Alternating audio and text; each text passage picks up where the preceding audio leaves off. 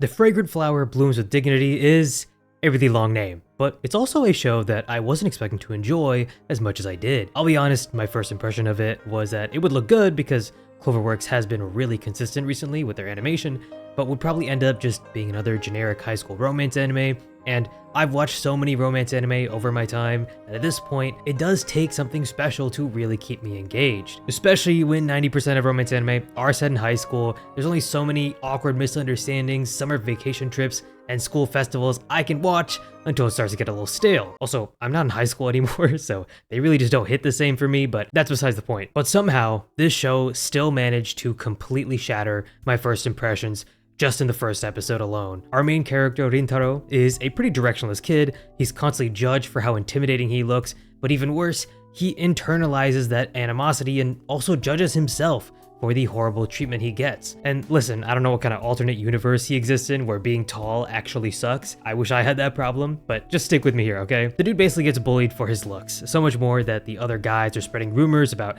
how much of a delinquent he is, and women just look at him with absolute horror. Not only does he get the bombastic side eye from strangers, but he goes to Chidori High School, which is on Jupiter, where boys go to get stupider. And to make things worse, the school next to them is an all-girls private academy, where every single girl they see just immediately hates them. But one day, he notices a girl stuffing her face at his family's bakery. After locking eye contact with her, she gets scared and runs away, just like how most women react to me.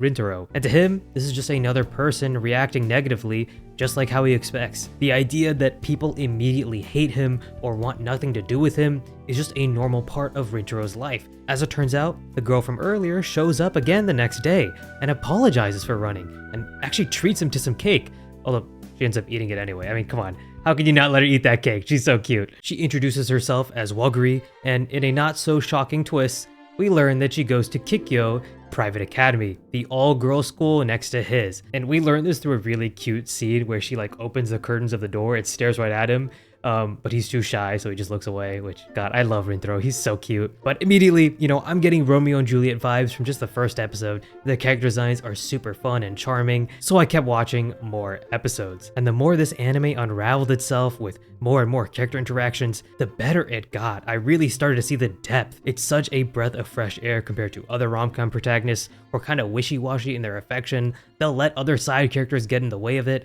Rintaro has no patience for that. A perfect example of this is probably my absolute favorite moment from this season. It all starts when one of Waguri's friends, Subaru, also goes to Kikyo, and she sees all of the Chidori boys as nuisances, but when she finally meets Rintaro for the first time, she realizes that he's not actually that bad of a guy through his actions. He clearly wants to protect Waguri just like she does. And she can even tell just by seeing Waguri that she clearly likes hanging out with him as well, maybe even on a deeper level. But Subaru has seen Waguri work for her scholarship into Kikyo, one of the most prestigious high schools. She knows that the teachers at her school absolutely hate Chidori High and don't want their students mingling with each other. So to protect Waguri, protect her scholarship and everything she's worked towards, in a heartfelt confession, she begs Rintaro to stop meeting with her, so she might keep that scholarship and keep chasing her dreams. And now in my head, when I saw this moment, I was immediately pissed. In any other romance anime, this would be an excuse for a 5-episode arc where they don't talk to each other. Rintaro gets all, shy and just never talks to her again. And I would be pissed off, like, what right do you have, to butt into their blooming relationship? So imagine my complete and utter shock when Rintaro simply replies with, ごめん、できない。 oh my god, did he actually just stand up for their relationship?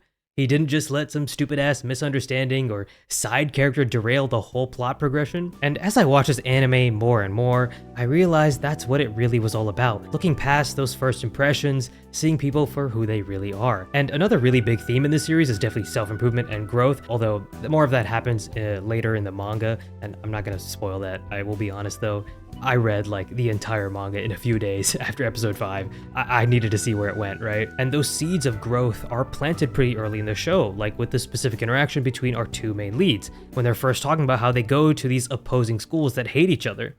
どうして？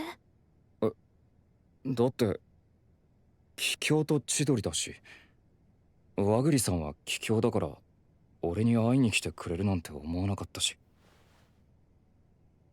俺と関わってもいいことがあるとは。私は嬉しかったですよ。本当ですよ。凛太郎くんのことたくさん知れるかもって思ったんですもん。ごちそうさまでした。 And I loved this scene so much because you can somehow tell that through that smile, she's disappointed. She realizes that he judged their relationship based simply on where she goes to school, and that somehow they aren't meant to hang out at all, even though Waguri gave him the benefit of the doubt and didn't judge him for his first appearances. Now, thankfully, this wasn't enough to set the entire relationship back. You know, his mom gives him a stern talking to, and he realizes that he made a mistake. But it's these kind of moments that consistently are reinforcing this idea of not relying on first impressions that complemented the progressing romance really, really well. And, you know, going into the show, I'll be honest, I was just expecting a well-animated but generic romance, and instead, I got an anime that completely shattered my first impressions and still managed to keep the drama and characters interesting throughout the plot and romance progression. It's a show that's able to coherently express a deeper message through the veil of a blossoming romance between two people that, by all accounts, shouldn't be together. And honestly, I am the kind of person to judge people by the way they look, where they come from, and many other things. I think we all kind of subconsciously do that to a certain extent, and this series was a really good and heartwarming reminder to dig a little deeper, understand that person for who they are before casting stones of judgment. But one thing I absolutely will judge is Netflix's decision to hold back the episodes. Like, why in the year of 2025 are we still holding back anime? I don't need to binge all of it at once. You know, maybe I am a boomer, but sometimes I kind of like the suspense that comes with waiting week to week for new episodes. Okay, actually, never mind. Considering that I read the manga and just jumped to it, maybe I'm not the best example of this, but like, come on. If I'm paying for a Netflix subscription, I should be able to watch it. I don't want to have to pirate the anime, which is what I did end up doing. But thankfully, now that it's officially out, I can definitely tell you all to go watch it. So go check it out. Let me know if you enjoyed it. That's gonna be the video. Thanks so much for watching. Peace.